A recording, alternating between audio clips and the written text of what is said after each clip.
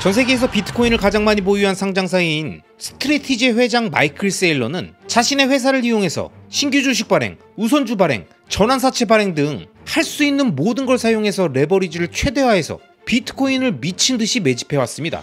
그리고 이 전략의 핵심은 레버리지 사용의 가장 중요한 요소인 최대한 낮은 금리로 빌리고 오랫동안 쓸 수 있게 빌리고 갑자기 갚으라는 상황이 발생되지 않게 빌려야 한다라는 조건들을 모두 만족하는 구조를 만들어서 장기 투자 시스템을 세팅했다는 점입니다. 신규 주식 발행은 주식이니까 이자 자체가 없고, 전환사채는 0%대 이자로 빌리고, 우선주는 연 10% 배당을 주지만 기존 일반 주식의 발행량 증가를 막아서 주당 비트코인 가치가 희석되지 않게 함으로써 쉽게 무너지기 어려운 레버리지의 구조를 만든 거라는 거죠. 이러한 금융설계적 레버리지의 내용들을 잘 모르는 사람들은 마이클 셀러가 엄청난 비트로 거대한 버블을 만들고 있어서 결국은 비트코인 가격이 폭락하면 파산하게 될 거라고 하지만, 2020년부터 비트코인을 매집하기 시작해서 낮은 매입 단가를 갖고 있다는 점과 위에서 제가 언급했던 내용처럼 레버리지를 장기로 유지할 수 있는 조건들을 모두 만족하고 있기 때문에 엄청 단단한 구조를 세팅했다는 점을 이해하신 분들은 크게 걱정하지 않는 거죠. 그리고 마이클 세일러는 2025 비트코인 컨퍼런스에서 이 전략을 개인들도 자신의 상황에 맞게 사용해서 복리의 힘을 앞당겨 폭발적인 자산 성장을 가져가라고 법인화를 비롯한 다양한 의견을 전달하고 있습니다. 혹시 이 재미있는 내용이 있는 앞선 1, 2부를 아직 못 보신 분들은요, 우측 상단 카드를 클릭해서 이전 영상들을 먼저 보시면서 이해도를 높이시고요, 다 보신 분들은 바로 이번 3부 영상으로 가시죠. 렛츠 고! Here we have 13, way 13. 이제 13번째 부의 길입니다. 숫자 13은 보통 불길하다고 하지만 여기선 중요한 단어 하나를 꺼내겠습니다. 바로 준법입니다. 여러분이 속한 시장의 규칙 안에서 가장 훌륭한 회사를 설계하세요. 모든 시장은 서로 다릅니다. 규제도, 세금도, 법적 프레임도 다르죠. 하지만 그 안에서 최상의 회사 구조를 짜는 것, 그게 바로 자산을 지키고 성장시키고 복리로 굴려갈 수 있는 기반입니다. 하지만 이걸 한번 생각해보세요. 공개기업은 특별한 권한이 있습니다. 주식과 채권을 발행할 수 있죠. 신탁회사는 또 다른 권한을 가집니다. 세금 구조가 훨씬 효율적인 거요. 보험회사는요, 연금을 재투자할 수 있고 위험을 인수할 수 있으며 아주 효율적인 세금 체계를 갖춘 금융상품을 만들 수 있습니다. 브로커딜러, 거래소, 은행, 각자만의 특별한 법적 권한이 있습니다. 예를 들어 은행은 단돈 100만 달러의 자본만 있어도 2천만 달러어치의 법정화폐를 찍어낼 수 있습니다. 무려 20배의 레버리지를 쓸 수 있는 거예요. 이건 말 그대로 특권 중의 특권입니다. 그래서 컴플라이언스, 준법이라는 단어가 딱딱하게 들릴 수도 있겠지만, 당신이 회사를 만들고 그 시장 안의 게임의 룰을 정확히 이해한다면 그건 오히려 엄청난 기회가 될 겁니다. 그 구조 안에서 가장 생산적인 형태의 기업을 만들고 그 기업의 힘을 활용해서 자본을 끌어오고 비트코인에 투자하며 부를 만들어낼 수 있습니다. 이건 조금 더 복잡한 게임이긴 하지만 그 복잡함을 뚫고 나갈 재능이 있다면 누구보다 빠르게 그리고 더 멀리 갈 수 있게 될 겁니다. 자, 14번째 부의 길. 14, capitalization. 그건 바로 자본화입니다. 여기서 핵심은 아주 간단합니다. 자본을 끌어오고 끊임없이 재투자하라. 최대한 많이, 가능한 빨리. 속도가 곧 복리입니다. 자본의 속도가 부의 크기를 좌우합니다. 예를 들어 볼게요. 당신이 작은 호텔을 하나 가지고 있다고 해봅시다. 그리고 이걸 법인화합니다. 지분의 10%를 팔고 그 돈으로 비트코인을 삽니다. 비트코인의 가치가 오르죠? 호텔 전체의 가치도 올라갑니다. 이제 지분 20%를 더 팔고 비트코인을 더 삽니다. 기업 가치는 또 올라가죠? 그럼 조금 더 돈을 빌려서 비트코인을 사면 또 가치가 오릅니다. 현금 흐름이 생겼나요? 비트코인을 사세요. 재무부 자산이 있나요? 비트코인을 사세요. 집 한 채가 있다고요? 근데 그 집에 담보대출이 없다고요?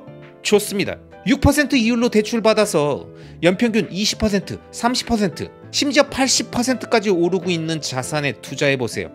여러분은 단순히 금리를 활용한 스프레드를 먹는 게 아니라 그 복리의 힘을 앞당겨서 폭발적인 자산 성장의 경험을 할 수 있습니다. This is a race to capitalize on Bitcoin. He who has the most Bitcoin at the end of the game wins. 지금 이건 비트코인 자본화 레이스입니다. 게임이 끝날 때 가장 많은 비트코인을 가진 사람이 이기는 거예요. 15번째는 소통입니다. 당신이 어떤 전략을 갖고 있든 사람들이 당신을 신뢰하지 않으면 그 누구도 여러분에게 돈을 맡기지 않습니다. 채권자들은 여러분들에게 대출을 해주지 않을 것이고 당신이 발행한 채권도 우선주도 사주지 않을 겁니다. 주식 투자자들도 당신의 지분을 사지 않을 거예요. 직원들도 협력업체도 당신을 믿지 않으면 함께 일하지 않을 겁니다. 그래서 명확하고 진실된 말로 소통해야 합니다. 투명하게 행동해야 하는 거죠. 이건 한 번 하고 끝날 게 아닙니다.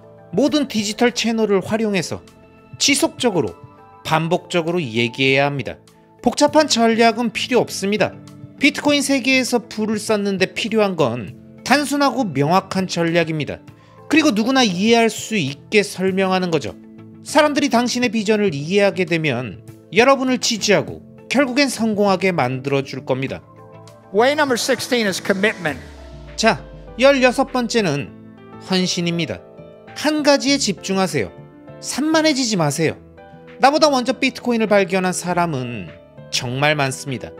2011년, 2012년, 2013년, 2014년 그들은 비트코인을 발견한 뒤에 요요코인이라는 걸 만들고 비트코인을 요리조리 다루는 기술을 만들고 책을 쓰고 사업을 만들고 이사회가 생기고 결국엔 그 이사회가 비트코인을 팔게 만들었습니다. 비트코인에 대한 헌신, 그게 핵심입니다. 온라인에서 누군가 당신을 바보 취급하더라도 댓글로 싸우지 마세요. 논쟁하지 마세요. 그리고 더 중요한 건 당신의 좋은 아이디어들에 휘둘리지 마세요.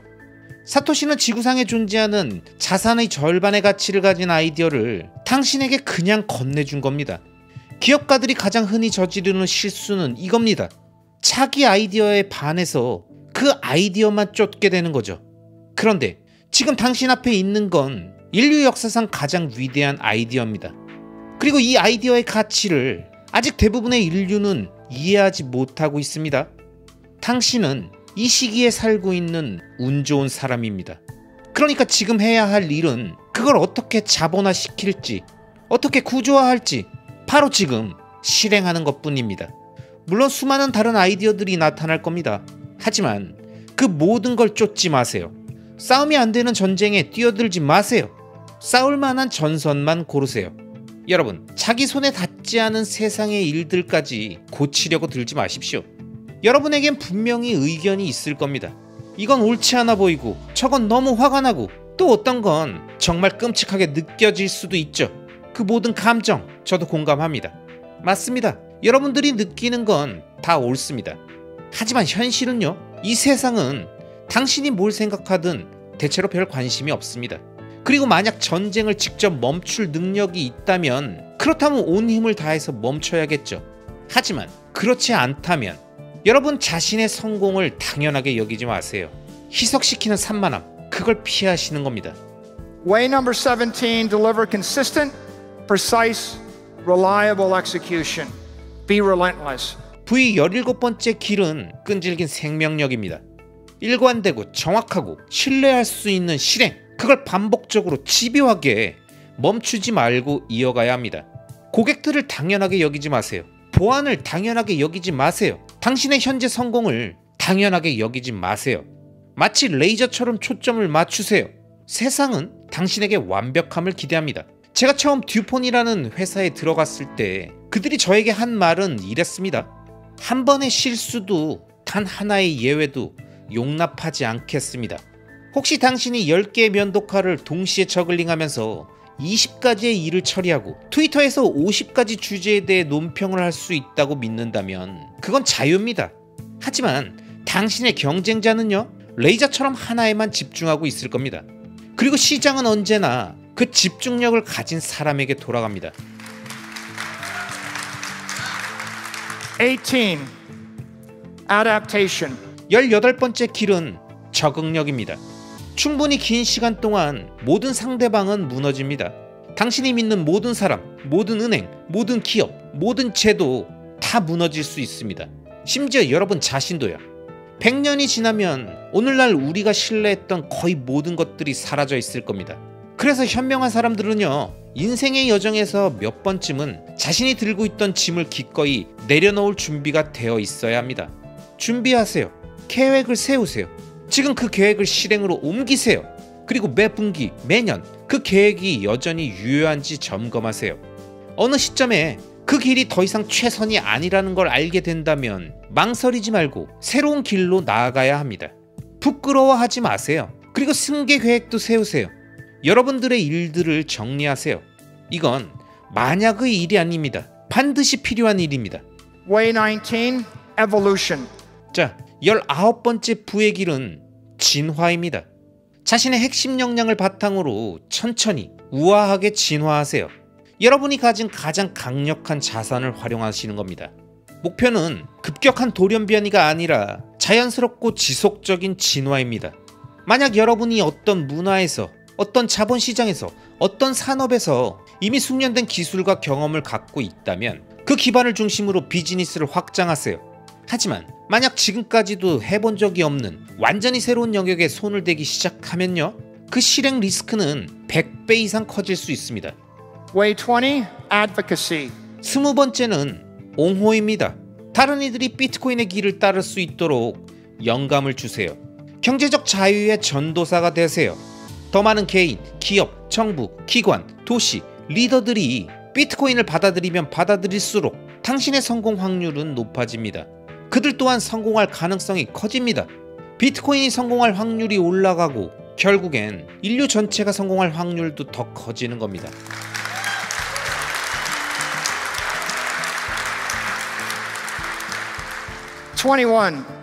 The way to wealth is through generosity. 21번째는 바로 관용입니다. 여러분은 성공하게 될 것입니다. 그리고 그 이후엔 매일 아침 일어나서 기쁨을 나누세요. 안정을 나누세요. 희망을 나누세요. 여러분보다 운이 덜 따랐던 이들에게 말이죠. 당신이 먼저 이 길을 찾은 사람입니다. 여러분이 먼저 길을 발견한 사람이에요. 그렇다면 그 행운을 세상에 돌려주세요. 좋은 카르마를 퍼뜨리셔야 합니다. 직원들에게, 가족에게, 친구에게, 고객에게, 투자자에게, 그리고 지역사회 전체에 나누세요. 그들은 여러분에게서 빚을 느낄 겁니다. 그들은 당신을 존경할 겁니다. 여러분을 지지할 거예요. 여러분에게서 영감을 받을 겁니다. 그리고 결국 당신을 따르게 될 겁니다. 그건 당신에게도 좋고, 비즈니스에도 좋고, 비트코인에게도 좋고, 세상 전체에도 좋은 일입니다. 자, 마지막으로 이 말로 연설을 마무리하고 싶습니다. 16년이라는 시간과 2조 달러에 달하는 검증의 결과, 그리고 셀 수 없이 많은 분석과 통찰이 세상에 쏟아졌고, 그래서 오늘 제가 이런 연설을 할 수 있는 자리에 서게 된 겁니다.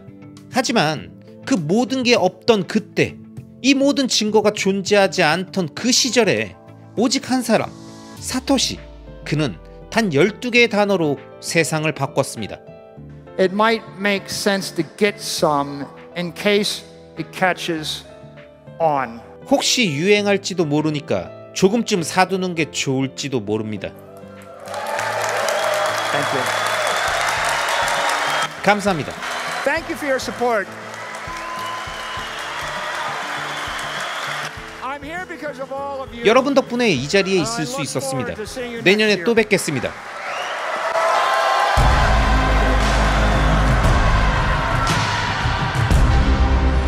여러분, 이번 마이클 세일러의 비트코인 컨퍼런스 내용도 재밌게 잘 보셨죠? 결국 마이클 세일러가 던지는 핵심은 전 세계에서 가장 희소한 자산인 비트코인의 지분을 자신이 사용할 수 있는 시스템 내에서 다양한 레버리지들을 활용하되 절대 무너지지 않는 구조를 세팅해서 최대한 많이 확보하는 것이 복리의 힘을 앞당겨 폭발적인 자산 성장을 가져가는 길이라고 강조하고 있는 겁니다. 그게 법인화가 됐든 다른 자산의 매각이나 담보물로의 활용이 됐든 자본시장의 구조를 이용해서 최대한 싸게 빌리고 오랫동안 빌리고 중간에 갑자기 상환 요구를 받지 않는 그런 레버리지를 만들라고 강조하는 거죠. 아마 세일러의 이런 내용들에 대해서 반감을 갖는 분들도 계실 수 있을 겁니다. 각자 금융 지식이 다르고 아직 비트코인에 대해서도 잘 모르고 장기적으로 운영 가능한 레버리지의 조건들도 정확히 인지되지 않은 상태에서 장기 투자 마인드셋도 안 된 상태에서 본인의 월 현금 흐름을 넘어서는 과도한 부채를 차입한 경우엔 비트코인을 오랫동안 지키기가 정말 어려울 테니까요. 하지만 비트코인을 정확히 이해했고 부동산 투자자들처럼 레버리지 활용에 대한 이해도가 높은 상태의 분들이라면 마이클 세일러가 하는 말이 무슨 의미인지 정확히 이해하셨을 거라고 봅니다. 구독자님들마다 다 상황들이 다르실 테니까요. 첫째, 비트코인에 대한 이해도를 높이시고, 둘째, 장기 투자 마인드셋을 단단하게 하시고, 마지막으로 레버리지에 대한 정확한 이해의 단계로 넘어가신다면 마이클 세일러처럼 우리 모두 각자의 상황에 맞춰서 최선의 비트코인 매집 전략을 세우고 실행할 수 있을 겁니다. 그리고 이건 최소 5년, 10년을 바라보는 장기 투자가 무조건 전제되어야 한다는 점을 꼭꼭 명심하셔야 합니다. 아시겠죠? 그럼 오늘도 끝까지 함께 해주신 모든 구독자님들을 리스펙합니다.